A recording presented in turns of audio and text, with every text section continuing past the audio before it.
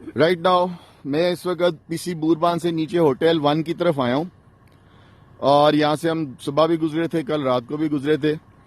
ये आप सामने रोड पे देख रहे हैं, ये फ्रेशली बर्फ यहां पे स्केटर्ड की गई है जानबूझ के। यहां के कुछ लोकल्स हैं जिनके पास एक पुरानी जीप है ब्लू रंग की और वो चेन्स उन्होंने रखी हुई हैं और वो आके इस पॉइंट पे यहां खड़े हो जाते हैं सारे।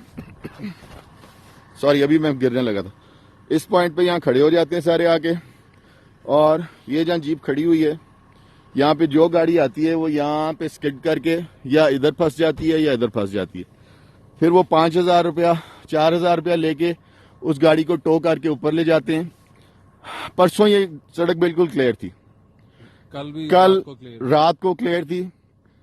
दिन में रात को लेट नाइट उन्होंने ये बर्फ फेंकी है। आज फिर ये लेट नाइट उन्होंने यहाँ पे बर्फ फेंकी है कोई 9-10 बजे के करीब, और ये सुबह तक यहाँ पे फिर वो आइस बन जाएगी, ब्लैक आइस बन के जम जाएगी और हर गाड़ी यहाँ पे स्किड करेगी।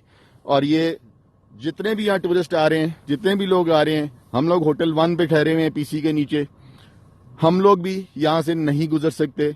सुबह को वो फिर यहाँ खड़े होंगे और ब्लैकमेल कर रहे होंगे कि जी 4,000 रुपया दें, 8,000 रुपया दें, 5,000 रुपया दें तो हम आपकी गाड़ी टो करके निकालते हैं। ये वीडियो इसलिए बनाई है कि हम इन लोगों की कंप्लेंट करें और इस वीडियो को हायर अथॉरिटीज तक पहुंचाएं। ये यहाँ पे कुछ अपार्टमेंट बिल्डिंग्स बन रही हैं इस मोड़ के ऊपर। यहाँ कोई एक घर है, इन लोगों का ताल्लुक तो नहीं है, ये कोई अपार्टमेंट्स हैं। ये पीछे एक अपार्टमेंट बिल्डिंग उसके बन रही है और ये सारी यहाँ पे स्नोफॉल हुई हुई है।